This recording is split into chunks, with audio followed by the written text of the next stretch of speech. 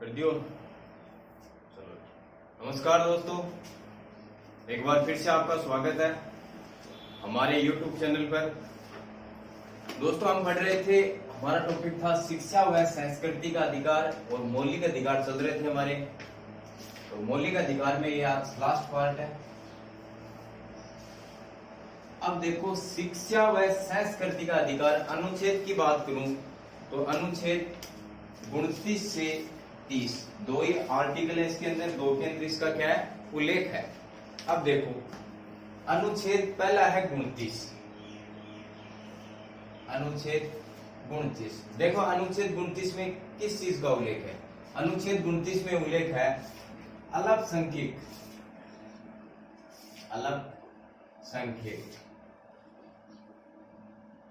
अल्पसंख्यक वर्गों का या वर्गों के हितों का संरक्षण करता है, हितों का संरक्षण करता है। संरक्षण का मतलब उनकी सुरक्षा करता है। अल्पसंख्यक का मतलब होता है कि वर्तमान में भारत सरकार द्वारा 6 समुदाय ऐसे हैं जिसे अल्पसंख्यक का वर्ग वो दर्जा दिया गया है। वो कौन कौन से हैं? देखो, पहला मुस्लिम,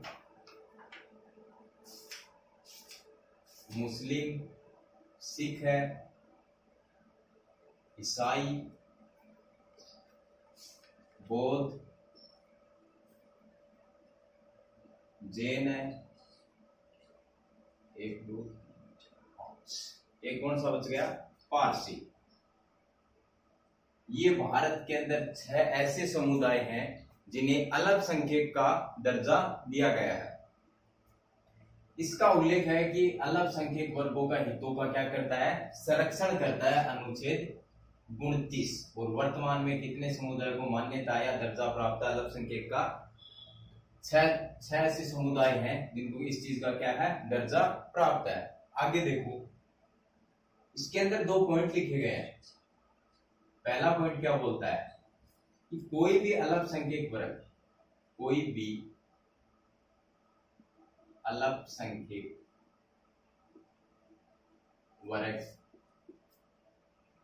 अपनी भाषा, जाति,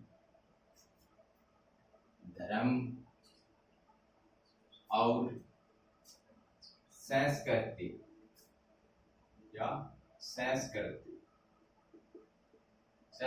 को सुरक्षित रख सकता है,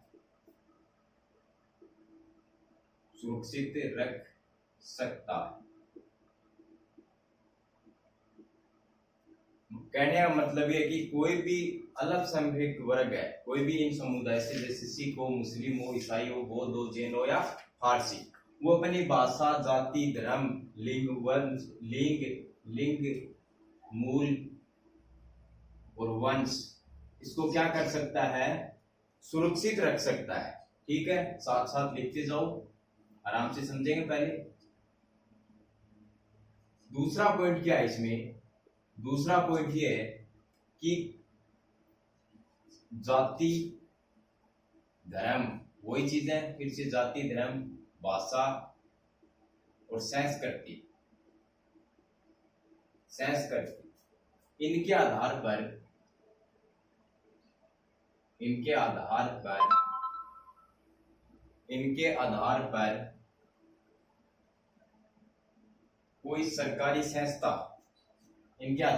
कोई सरकारी संस्था, इन समुदायों को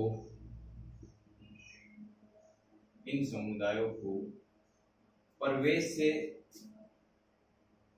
से नहीं रोक सकती,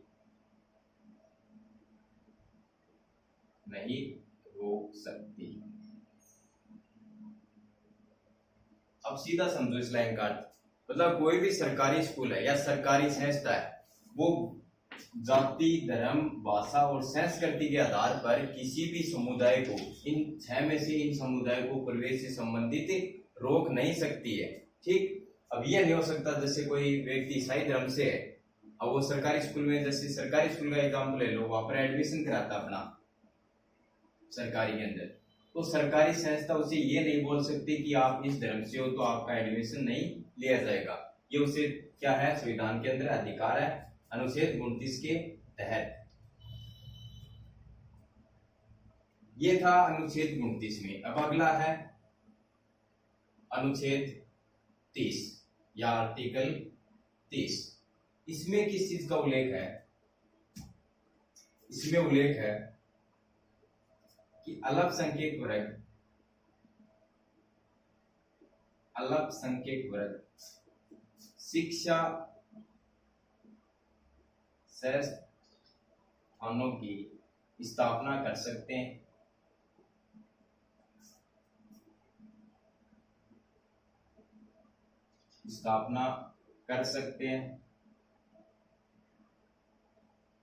और अपने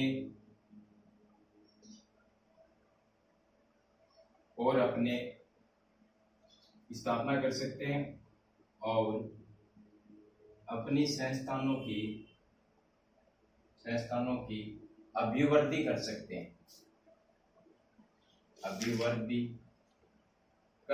हैं। कहने का मतलब ये है कि भाई उनकी क्या कर सकते हैं, वृद्धि कर सकते हैं और बढ़ा सकते हैं इनको। मतलब इसका समुचित विकास करने के लिए भारत सरकार ने एक योजना चलाई थी 2005 के अंदर कि इनका अल्पसंख्यक वर्ग है, इनकी क्या करने के लिए, इनका विकास करने के लिए, समुचित विकास करने के लिए भारत सरकार ने एक योजना चलाई थी। प्रधानमंत्री, शॉर्ट में लिखता हूं पीएम, प्रधानमंत्री 15 सूत्रीय कार्यक्रम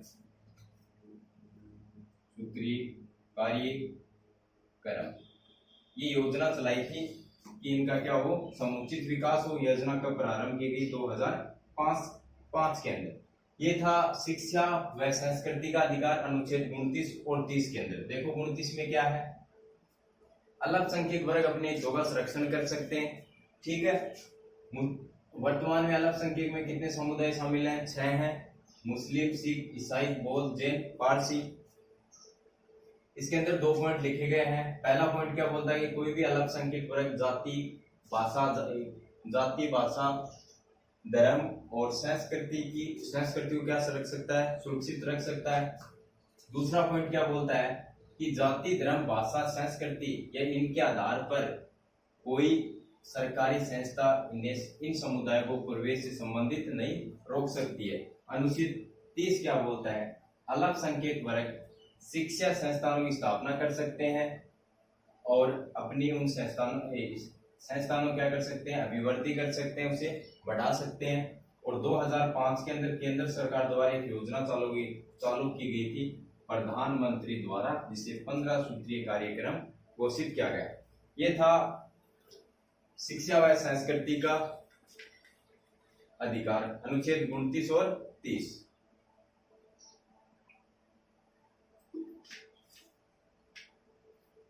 अब देखो साथ साथ लिखते जाए तो या स्क्रीनशॉट ले लिया करो। अगला है संवैधानिक उपचारों का अधिकार।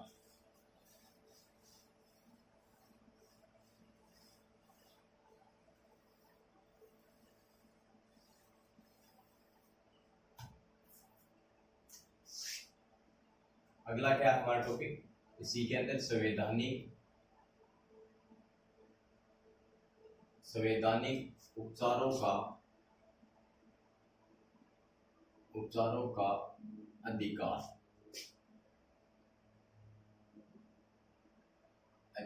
अनुच्छेद की बात करूं तो 32 से 35। अब देखो आपको पहले बता दिया गया है कि अनुच्छेद 31 को हटा दिया गया है। अनुच्छेद 31 में उल्लेख था संपत्ति का अधिकार का उल्लेख था, उसे संविधान के अनुच्छेद 300 ए में ट्रांसफर कर दिया गया और वहां पर एक कानूनी अधिकार बना दिया गया है। तो वैसे अब देखो थोड़ा डिटेल बता देता हूँ यहाँ पर समझो। संवैधानिक उपचारों का अधिकार का उल्लेख अनुच्छेद 32 के अंदर है ओनली। अनुच्छेद 33, 34 और 35 ये है सेना से संबंधित, जिसे हम बोल सकते हैं सैन्य अधिकार।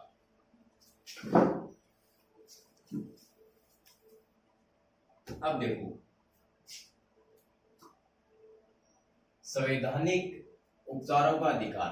डॉक्टर भीमराव अंबेडकर ने, doctor Bhimrao Ambedkar, B R ने, शॉर्ट में लिखता हूं, डॉक्टर भीमराव अंबेडकर या बी आर ने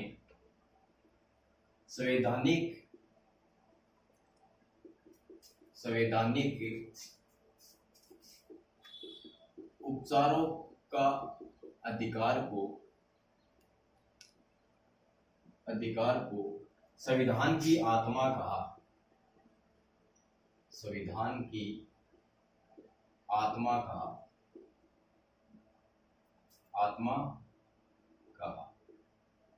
अब देखो डॉक्टर भीमराव अंबेडकर ने संवैधानिक उपचारों का अधिकार, अनुच्छेद 32 को इसे क्या कहा कि संविधान की आत्मा कहा, और पंडित जवाहरलाल नेहरू ने प्रस्तावना को संविधान की आत्मा कहा। अब देखो अनुच्छेद 32 के तहत सर्वोच्च न्यायालय 5 प्रकार के रिट जारी करता है। अनुच्छेद 32 के तहत मैं ना पढ़ेंगे, देखो अनुच्छेद 32 के तहत, आर्टिकल 32 या अनुच्छेद 32 के तहत सर्वोच्च न्यायालय 5 प्रकार की क्या करता है, रीट जारी करता है। सर्वोच्च न्यायालय 5 प्रकार की रीट जारी करता है,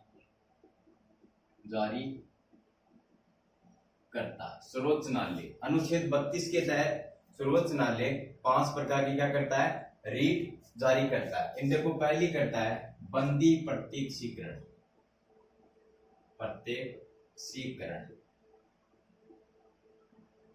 पहली है बंदी प्रत्यक्षीकरण। बैठ जाओ आप, बैठो, समझो बच्चों, आराम से समझो इस चीज को। बंदी प्रत्यक्षीकरण कहने का मतलब ये है कि किसी व्यक्ति को हम गिरफ्तार कर लेते हैं, बंदी बना लेते हैं। अब उनसे संबंधित उसकी क्या है, इसमें स्वतंत्रताएं। बंदी व्यक्ति बनाया जाता है, उसकी क्या स्वतंत्रता है, वो क्या अपील कर सकता है, वो देखो। पहली है इसके अंदर कारण बताओ। हम किसी को गिरफ्तार कर लेते हैं तो हमसे पूछेगा भाई मेरे को कैसे गिरफ्तार किया, कारण तो पूछेगा। तो पहला उल्लेख है इसके अंदर कारण बताओ। दूसरा है 24 घंटे के अंदर न्यायालय में पेश करना। बंदी व्यक्ति को 24 घंटे से ज्यादा अपने पास पुलिस नहीं रख सकती, उसे 24 घंटे के अंदर अपने निकटतम न्यायालय में क्या करना होता है, पेश करना होता है। तीसरा है एक अपराध की एक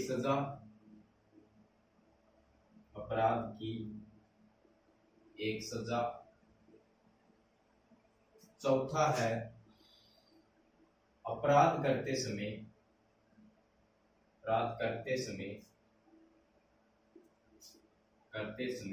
जो कानून होगा उसके तहत ही सजा मिलेगी। अब ये नहीं है भाई जैसे अपराध किसी ने 2019 में कर दिया और 2019 में उस अपराध की सजा थी 5 साल और अब 2020 में उसमें चेंज कर दिया, सजा हो गई 10 साल। अब ये नहीं है कि भाई 2019 में तो उसकी 5 साल सजा थी और 20 के अंदर वो चेंज हो गया तो उसे 10 साल की सजा मिलेगी। नहीं, जो उसने अपराध किया ना 2019 में, अपराध 2019 में किया है तो उसे 2019 के कानून के तहत ही सजा मिलेगी, न कि 2020 के। ये ध्यान में रखना भाई।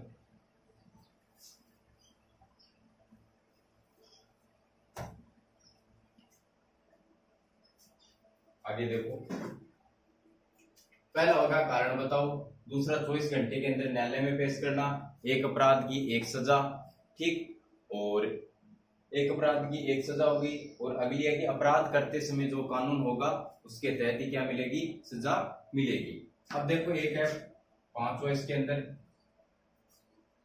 अपराधी व्यक्ति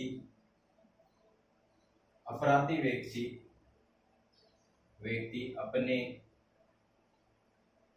वकील से बात कर सकता है मतलब जिस व्यक्ति ने अपराध कर दिया वो अपने वकील से बात कर सकता है, अपने वकील के पास अपना पक्ष रख सकता है। ये थी पहली बंदी प्रत्यक्षीकरण। अब दूसरी देखो, इसके अंदर ये 5 प्रकार की रिट जारी करता है अनुच्छेद 32 के तहत सर्वोच्च न्यायालय। दूसरा है, पहली होगी बंदी प्रत्यक्षीकरण, अब दूसरा देखो परमादेश।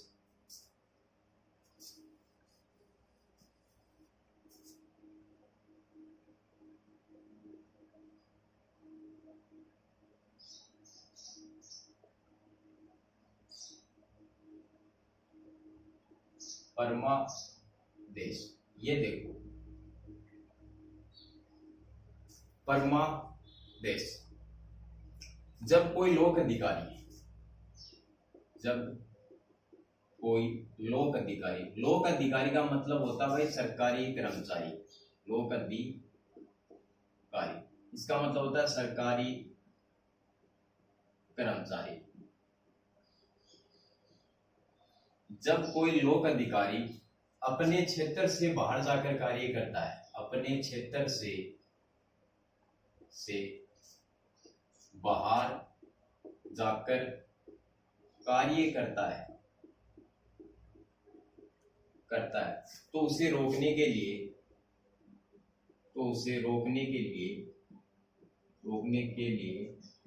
यह रिट जारी की जाती है। रोकने के लिए यह रीट जारी की जाती है। समझो पहले इस लाइन को। देखो, जैसे कोई व्यक्ति सरकारी नौकरी कर रहा है, ठीक है, अब वो उसका अधिकार है कि वो अपनी ड्यूटी पर रहे, वो ड्यूटी पर न रहकर और दूसरे क्षेत्र में कार्य करता है तो उसे रोकने के लिए परमादेश ये रीट जारी करता है। अनुच्छेद 32 के तहत कौन करता है? सर्वोच्च न्यायालय। ठीक, अब तीसरी देखो, पहली होगी बंदी प्रत्यक्षीकरण, दूसरी होगी परमादेश। अब तीसरी है परमादेश में क्या है? जब कोई लोक अधिकारी अपने कार्य क्षेत्र से बाहर जाकर कार्य करता है तो उसे रोकने के लिए ये रिट जारी की जाती है। अब तीसरी है प्रतिच्छेद।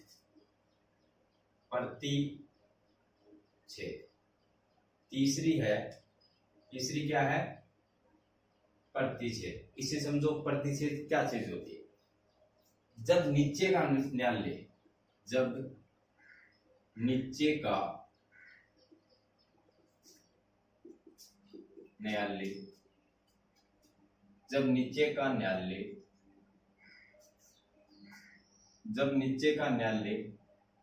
अपने अधिकार क्षेत्र से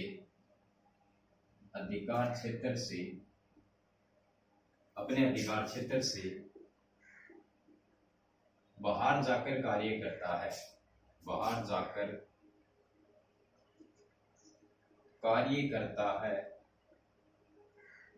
तो उसे रोकने के लिए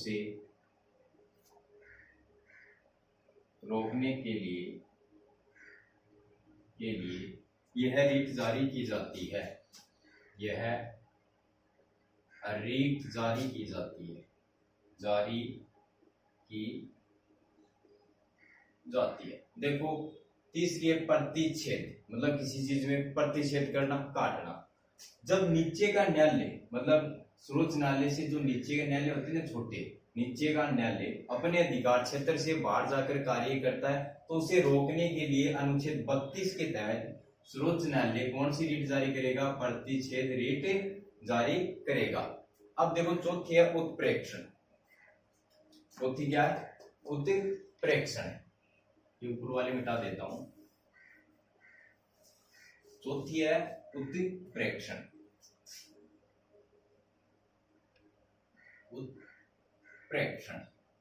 आराम से, कोई हार्ड चीज नहीं है, आराम से समझो। एक दो बार वीडियो देखोगे तो याद हो जाएगा, साथ साथ लिखते जाया करो। और एक बार मैंने समझ में तो फिर से वीडियो देख लेना, आपके इसमें कोई पैसे नहीं लगते हैं। चौथी है उत्प्रेक्षण। अब देखो, चौथी के अंदर किस चीज का उल्लेख है? चौथी उत्प्रेक्षण, इसमें देखो किस चीज का उल्लेख है? नीचे के न्यायालय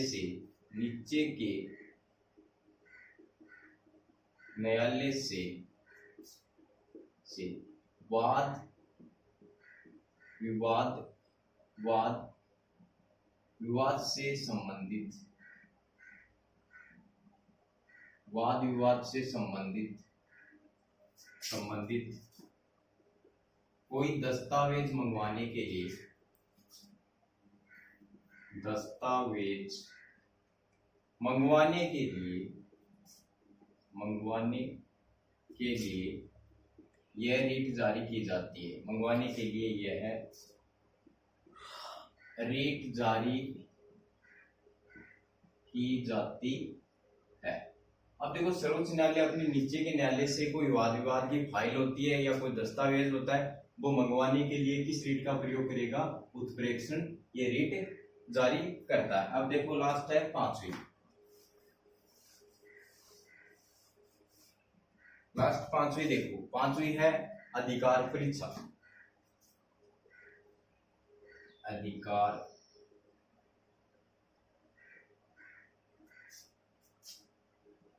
पांचवी अधिकार परीक्षा, पांचवी है अधिकार परीक्षा भी बोल सकते हैं या परीक्षा भी बोल सकते हैं। एक नाम आपको ऐसे मिलेगा भाई, परीक्षा भी मिलेगा। ठीक, इसमें देखो क्या चीज है, अधिकार पांचवी अधिकार परीक्षा, अधिकारी परीक्षा या परीक्षा। किसी अधिकार से संबंधित, किसी अधिकार या दावे की वैधता, दावे की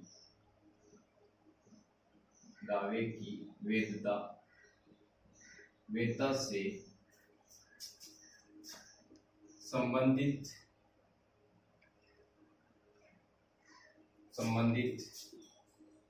कोई कार्य हो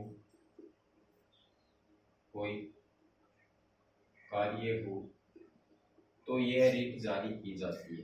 तो यह रीट जारी की जाती है। तो यह रीट जारी की जाती है। अधिकारी परीक्षा या परीक्षा मतलब किसी अधिकार से या दावे की वैधता के लिए ये रीट जारी की जाती है। अब देखो, न्यायालय के द्वारा, ध्यान देना यहां पर, न्यायालय के द्वारा न्यायालय के विरुद्ध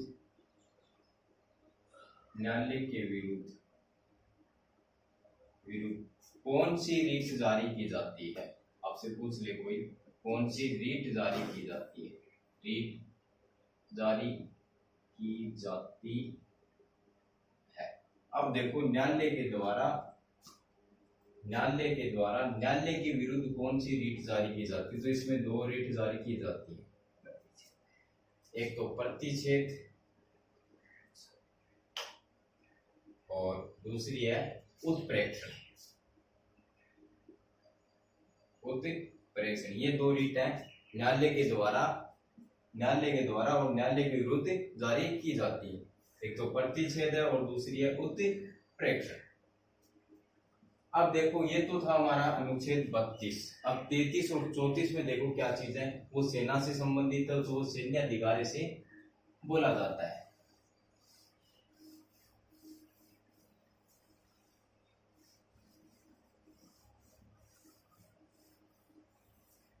अब देखो, अनुच्छेद 33 और 34 और 35, इसमें देखते हैं क्या चीज है।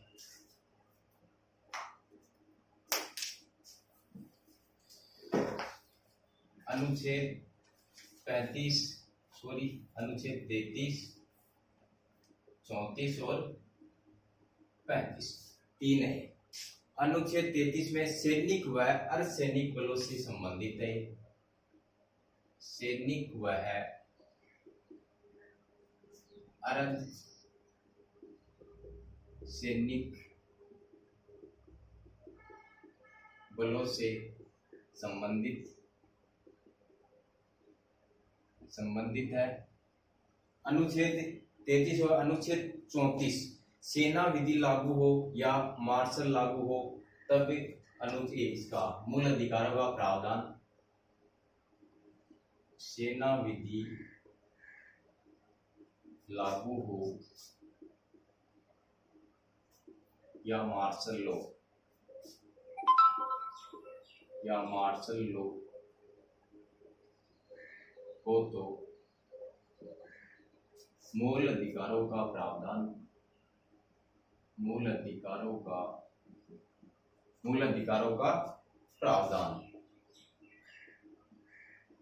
प्रावधान है। और फिर अनुच्छेद 35 में है कि सेना से संबंधित या मूल अधिकारों से संबंधित कानून बनाने का अधिकार किसके पास है? संसद के पास है। मूल अधिकारों से